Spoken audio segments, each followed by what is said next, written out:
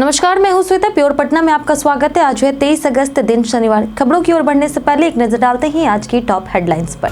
IBPS clerk भर्ती 2025 आवेदन की अंतिम तिथि अब 28 अगस्त। मगध महिला कॉलेज में नॉमिनेशन फॉर्म भरने का आज आखिरी मौका। गलत चालान और जुर्माने की शिकायत अब मोबाइल पर होगी दर्ज।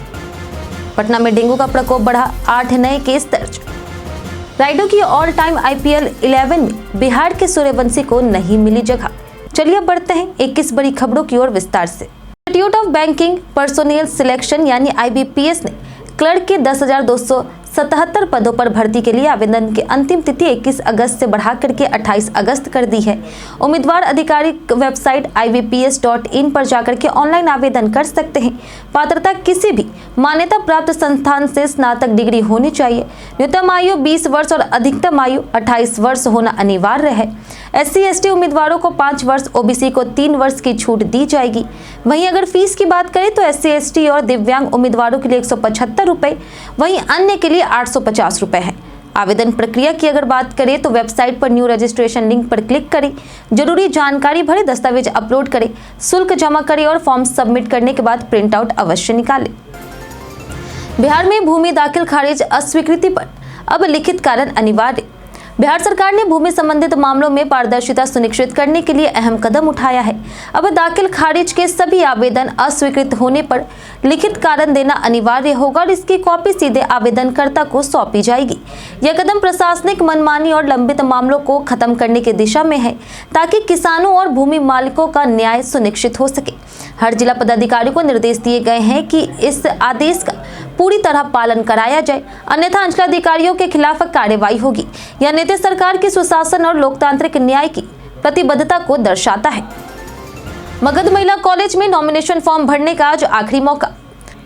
मगध महिला कॉलेज में कैबिनेट चुनाव की प्रक्रिया गुरुवार से शुरू हो गई है। नॉमिनेशन फॉर्म जमा करने की आखिरी तारीख आज है। उम्मीदवारों का इंटरव्यू 25 अगस्त को कॉलेज प्राचार्य और टीम द्वारा लिया जाएगा, जिसमें योग्य उम्मीदवार ही चुनाव में खड़े होंगे। चुनाव 28 अगस्त को होगा।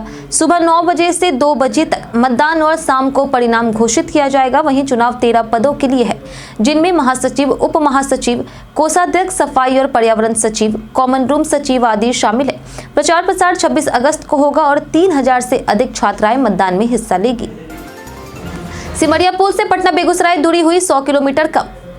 22 अगस्त को प्रधानमंत्री नरेंद्र मोदी ने पटना के मोकामा के औंटा से बेगूसराय के सिमरिया के बीच गंगा नदी पर बने एशिया के सबसे चौड़े 6 लेन पुल का उद्घाटन किया। 2017 में शिलान्यास हुआ यह पुल 8.15 किलोमीटर लंबा और 34 मीटर चौड़ा है, जिसकी लागत 1870 करोड़ रुपए से अधिक आई है। Extra doses stay cable technique से बने इस पुल से उत्तर और दक्षिण बिहार के बीच करीब 100 किलोमीटर दूरी घटेगी।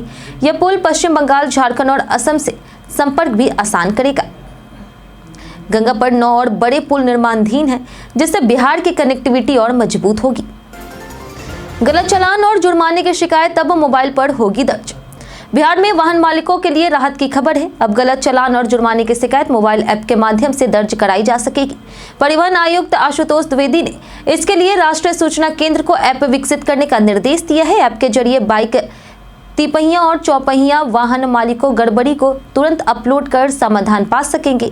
जिले में रोजाना 200 से अधिक बाइक और 50 से अधिक वाहनों का चालान काटा जाता है, जबकि ओवरलोडिंग, नो पार्किंग और परमिट उल्लंघन पर 5 लाख रुपए से अधिक जुर्माना वसूला जाता है। ऐप से शिकायत प्रक्रिया सरल और त्वरित होगी। पटना में डेंगू का प्रकोप बढ़ा, 8 नए केस दर्ज। पटना में डेंगू का प्रकोप बढ़ता जा रहा। पिछले 24 घंटे में 8 नए केस दर्ज हुए हैं, जिनमें कंकड़बाग, ट्रांसपोर्ट नगर और अगमकुआं के मरीज शामिल हैं। अगस्त में अब तक 94 मरीज मिल चुके हैं। अधिकतर मरीज घर पर ही इलाज करा रहे हैं। वहीं जल जमाव वाले क्षेत्रों में अधिक केस सामने आ रहे हैं। NMCH में 3 डेंगू मरीज भर्ती हैं। वहीं अस्पताल में 40 बेड और मेडिकेटेड मच्छरदानी की व्यवस्था की गई है। स्वास्थ्य विभाग ने सभी सरकारी अस्पतालों को हाई अलर्ट पर रखा है। राजीव नगर चौराहे पर जाम कम करने के लिए 1 वे ट्रायल हुआ लागू। राजीव नगर चौराहे पर प्रतिदिन लगने वाले जाम को देखते हुए ट्रैफिक में आंशिक बदलाव किया गया है। शुक्रवार से ट्रायल के रूप में 1 वे लागू किया गया है। वहीं राजीव नगर की ओर से आने वाले वाहनों को अंडरपास से साईं मंदिर या फिर अटल पथ की ओर नहीं जाने दिया गया। इसके बजाय वाहन राजीव नगर नाला की ओर से अटल पथ सर्विस लेन होते हुए दीघा की ओर गए और फिर दूसरी लेन से राजीव नगर चौक के पास पहुंचकर अटल पथ या फिर साईं मंदिर की ओर चढ़ेंगे। ट्रैफिक एसपी अपराजित लोहान ने बताया कि इससे जाम कम होने की संभावना है, लेकिन स्थिति की निगरानी भी की जा रही। पटना से श्रद्धालुओं के लिए पर्यटन विभाग ने जारी किए विशेष पैकेज। पटना से जुड़े श्रद्धालुओं के लिए बड़ी सुविधा शुरू की गई है। अब लोग गया जी में पिंड दान कर सकेंगे और पूजा पाठ की एडवांस बुकिंग भी कर पाएंगे। पर्यटन विभाग ने इसके लिए विशेष पैकेज जारी की है। पितृपक्ष मेले के दौरान श्रद्धालु गया जी पहुंचकर पिंडदान कर सकते हैं या फिर ऑनलाइन बुकिंग कर पिंडदान की सेवा ले सकते हैं। बिहार राज्य पर्यटन विकास निगम ने 5 तरह के टूर पैकेज बनाए हैं, जिनकी शुरुआत 13,450 से है, जबकि पिंडदान पैकेज 23,000 का है। सभी बुकिंग BSTDC की आधिकारिक वेबसाइट पर की जा सकती है। पटना संभागालय में 221 पदों पर बहाली शुरू। बिहार कर्मचारी चयन आयोग ने राज्य सरकार के विभिन्न विभागों में 5,208 पदों पर नियुक्ति प्रक्रिया शुरू की है। पटना संभागालय में 221 पदों पर बहाली होगी। स्नातक स्तरीय 1,481 पदों के लिए ऑनलाइन आवेदन 17 सितंबर तक होंगे, जबकि कार्यालय परिचारी के 3,727 पदों के लिए 25 अगस्त से लेकर के 26 सितंबर तक आवेदन किए जा सकेंगे। पटना में मुख्यतः सामान्य प्रशासन, योजना और विकास, परिवहन, राजस्व और भूमि सुधार और अन्य विभागों में परिचारी पदों की नियुक्ति होगी। पात्र उम्मीदवार तय तिथि में ऑनलाइन आवेदन कर सकते हैं और प्रक्रिया की जानकारी आयोग की आधिकारिक वेबसाइट पर उपलब्ध है। खेल विभाग ने BSSC और BPSC को भेजी अधियाचना। बिहार में खिलाड़ियों के लिए बड़ी खुशखबरी है। राज्य सरकार ने नवगठित खेल विभाग में कुल 824 पदों पर नियुक्ति करने की योजना बनाई है। इसमें खेल प्रशिक्षण, खेल अधिकारी, खेल लिपिक और निम्न वर्गीय लिपिक के पद शामिल है। खेल प्रशिक्षक के लिए 380 पद स्वीकृत किए गए हैं, जिनमें से 379 रिक्त हैं और इसके लिए आवेदन बिहार कर्मचारी चयन आयोग को भेजा गया है। खेल सेवा संवर्ग के 44 पदों में 33 नए पदों पर नियुक्ति और 11 पद प्रोन्नति के लिए है। खेल लिपिकीय सेवा संवर्ग में 80 पद शामिल किए गए हैं। दानापुर पुलिस का ऑपरेशन रेड, 5 शराब तस्कर गिरफ्तार। दानापुर रेल मंडल पुलिस ने ऑपरेशन रेड में बड़ी सफलता हासिल की है। पुलिस ने एक महिला सहित 5 अंतर्राज्यीय शराब तस्कर को गिरफ्तार किया, जिनके पास से 1.18 लाख रुपए की 118.26 लीटर अंग्रेजी शराब बरामद हुई है।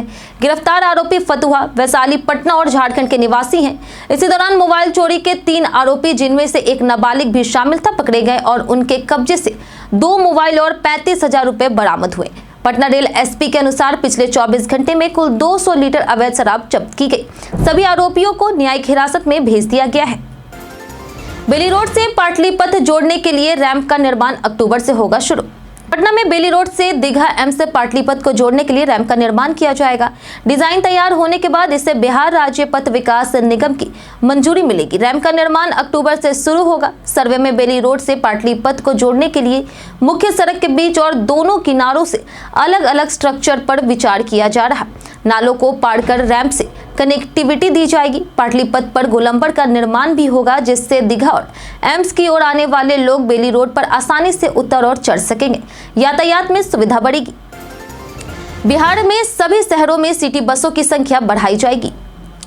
बिहार सरकार ने मुख्यमंत्री प्रखंड परिवहन योजना के तहत राज्य भर में बस परिवहन सुविधा बढ़ाने का निर्णय लिया है।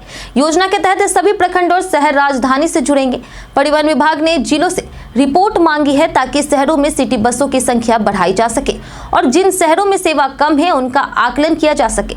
वहीं शिक्षकों की नई बहाली को ध्यान में रखते हुए महिलाओं के लिए सीट आरक्षित होगी। वहीं बसें AC और CNG होगी। मासिक और वार्षिक टिकट ऑनलाइन उपलब्ध होंगे। वहीं बसों के ठहराव निर्धारित होंगे और जनवरी से नए मार्ग और बसें परिचालित होगी। जानिए आज कैसे रहेगा पटना के मौसम का मिजाज। मौसम विभाग के अनुसार पटना में अगले कुछ दिनों तक बारिश की संभावना अधिक बनी है। शहर के अधिकांश इलाकों में हल्की से मध्यम बारिश हो सकती है। वहीं कुछ स्थानों पर मेघ गर्जन, वज्रपात और तेज हवा चलने का संभावना है। अधिकतम तापमान 28 से 30 डिग्री सेल्सियस के बीच रहने का अनुमान है, जबकि न्यूनतम तापमान 24 से 26 डिग्री सेल्सियस के बीच रहने की संभावना है। नागरिकों को मौसम बदलने के दौरान सावधानी बरतने और बारिश के समय सुरक्षित स्थान पर रहने की सलाह दी गई। पटना के बांसघाट में बनेगा बिहार का पहला मॉडर्न शमशान घाट। पटना के बांसघाट में बिहार का पहला मॉडर्न शमशान घाट 89.40 करोड़ रुपए की लागत से बन रहा। इसका संचालन ईसा फाउंडेशन के संस्थापक सदगुरु करेंगे। शमशान घाट में 2 द्वार होंगे, मोक्ष और बैकुंठ, जिनमें कांसे का ओम चिन्ह स्थापित किया जाएगा। मोक्ष द्वार 46.58 फीट ऊंचा होगा। परिसर में 4 इलेक्ट्रिक क्रीमेशन ओवन, 2 तालाब, फाउंटेन सहित 2 वेटिंग हॉल, प्रार्थना और पूजा कक्ष, प्रशासनिक कार्यालय, कैंटीन, मंदिर, स्टाफ क्वार्टर, 6 ब्लॉक शौचालय, चेंजिंग रूम, सब स्टेशन और पार्किंग की सुविधा होगी। यह 4.5 एकड़ में फैला होगा। नियमितीकरण की मांग पर सड़कों पर उतरे राशन डीलर्स। पटना में अपनी मांगों को लेकर के प्रदर्शन कर रहे राशन डीलर्स पर पुलिस ने लाठीचार्ज किया और उससे पहले उन्हें हटाने के लिए वाटर कैनन का इस्तेमाल किया गया। हजारों की संख्या में फेयर प्राइस डीलर्स एसोसिएशन के बैनर तले विक्रेताओं ने परमानेंट करने की मांग को लेकर के प्रदर्शन किया। यह पदयात्रा 9 अगस्त को पश्चिम चंपारण के गांधी आश्रम से शुरू हुई थी और पटना के गांधी मैदान तक पहुंची थी। वहीं डाक बंगला चौराहे पर पुलिस ने कार्रवाई की है। डीलर्स का आरोप था कि सरकार ने आश्वासन तो दिया, लेकिन उनकी नियमितीकरण और वेतन मांग की मांग पूरी नहीं हुई है। विधानसभा चुनाव से पहले लाइसेंसी शस्त्रों का सत्यापन अनिवार्य। पटना जिले में विधानसभा चुनाव को देखते हुए सभी लाइसेंसी शस्त्रों और कारतूसों का थानावार भौतिक सत्यापन अनिवार्य किया गया है। जिलाधिकारी डॉक्टर त्यागराजन एसएम ने कहा है कि तय तिथियों में सत्यापन नहीं कराने पर लाइसेंस निलंबित या फिर रद्द कर दिया जाएगा। सत्यापन 25 से 30 अगस्त तक दोपहर 2 बजे से शाम 5 बजे तक होगा। सदर अनुमंडल के थानों में 25 से 30 अगस्त, जबकि पटना सिटी, दानापुर, पालीगंज और 12 अनुमंडलों के थानों में 25 से 27 अगस्त तक सत्यापन किया जाएगा। सभी लाइसेंस धारियों को समय पर अपने शस्त्र सत्यापित करने का निर्देश दिया गया। 12,000 गोलियां बरामद, 64 अपराधी गिरफ्तार।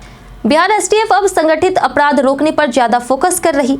एडीजी कुंदन कृष्णन ने बताया कि इस साल बड़ी सफलता मिली है। कार्रवाई में 2 AK-47 इंसास, 303, 3 SLR कार्बाइन, कई पिस्तल कट्टा और 12,176 जिंदा गोलियां बरामद की गई। साथ ही 64 अपराधियों को अन्य राज्यों से गिरफ्तार किया गया है। आपको बता दें कि अपराधियों की अवैध संपत्ति जब्त करने और आतंकी फंडिंग पर भी कार्रवाई चल रही है। दानापुर विधायक रीतलाल के भाई की संपत्ति भी जब्त की जा रही। चंदन मिश्रा हत्याकांड आरोपी सेरू की रिमांड पटना पुलिस जल्द लेगी। राइडो की ऑल इंडिया IPL 11 में बिहार के सूर्यवंशी को नहीं मिली जगह। भारतीय क्रिकेट टीम के पूर्व बल्लेबाज अंबाती रायडू ने अपनी ऑल टाइम IPL 11 चुनी, लेकिन इसमें बिहार के युवा बल्लेबाज वैभव सूर्यवंशी को जगह नहीं मिली। सूर्यवंशी IPL इतिहास में सबसे कम उम्र में शतक लगाने वाले बल्लेबाज हैं। इसके बावजूद रायडू ने उन्हें नजरअंदाज किया। रायडू की टीम में मुंबई इंडियंस के 5, चेन्नई सुपर किंग्स के 2, RCB के 3, जबकि हैदराबाद और KKR के 1-1 खिलाड़ी शामिल हुए। उन्होंने ओपनिंग जोड़ी के लिए रोहित शर्मा और क्रिस गेल को चुना। विराट AB को मिडिल ऑर्डर में रखा और धोनी को विकेटकीपर कप्तान बनाया। कई कारणों से दर्ज है भारत के इतिहास में आज की तारीख। 1875 में राजकुमार शुक्ल का जन्म हुआ, जो स्वतंत्रता सेनानी और चंपारण सत्याग्रह के प्रमुख नेताओं में शामिल थे। 1883 में रामचंद्र कृष्ण प्रभु का जन्म हुआ, जो गांधी जी के अनुयायी और प्रसिद्ध पत्रकार थे। 1918 में अन्ना मनी का जन्म हुआ, जो भारतीय भौतिक और मौसम विज्ञान में योगदान देने वाली वैज्ञानिक थी। 1944 में सायरा बानो का जन्म हुआ, जो प्रसिद्ध फिल्म अभिनेत्री थी। 1975 में विनायक राव पटवर्धन का निधन हुआ, जो शास्त्रीय संगीत के प्रसिद्ध गायक थे। वहीं 2013 में रघुवंश का निधन हुआ, प्रसिद्ध साहित्यकार और आलोचक थे। 2018 में कुलदीप नैयर का निधन हुआ, जो प्रसिद्ध लेखक और पत्रकार थे। रेल मंत्री ने सामान पर अतिरिक्त किराया नियम किया खारिज। चर्चा थी कि रेलवे अब फ्लाइट की तरह सीमित लगेज नियम लागू कर यात्रियों से ज्यादा सामान पर किराया वसूलेगा। इससे मजदूर वर्ग की चिंता बढ़ गई थी, लेकिन रेल मंत्री अश्विनी वैष्णव ने इन खबरों को खारिज किया है। उन्होंने कहा कि दशकों से तय वजन तक मुफ्त सामान ले जाने का नियम है, कोई नया प्रावधान नहीं बना है और अतिरिक्त किराया वसूलने की योजना भी नहीं है। वहीं दिवाली छठ पर स्पेशल ट्रेनों को चुनावी लाभ से जोड़ने के विपक्ष के आरोपों पर उन्होंने कहा कि यात्रियों की सुविधा के लिए ही विशेष ट्रेनें चलाई जाती है। बीते दिन जिन्होंने हमारे वीडियो पे लाइक और कमेंट किए थे, उनके नाम है राकेश मिश्रा, संजीव कुमार, ओमकार सिंह, अमरजीत कुमार, स्वास्तिक कुमार, मनोज दास, बाबूलाल मरांडी, अबोध कुमार, मोहम्मद सन्नाउल्लाह और अनुपमा। इसी के साथ बढ़ते हैं आज के सवाल की ओर। और आज का सवाल है, क्या आप मानते हैं कि नया पुल ट्रैफिक की परेशानी कम करेगी? आप अपना जवाब हमें हमारे कमेंट सेक्शन में लिखकर जरूर बताएं। आज के लिए इतना ही। पटना की तमाम खबरों के साथ बने रहने के लिए देखते रहे प्योर पटना। और साथ ही अगर आप यूट्यूब चैनल पर देख रहे हैं तो चैनल को सब्सक्राइब करें, और अगर आप फेसबुक पेज पर देख रहे हैं तो लाइक और फॉलो जरूर करें।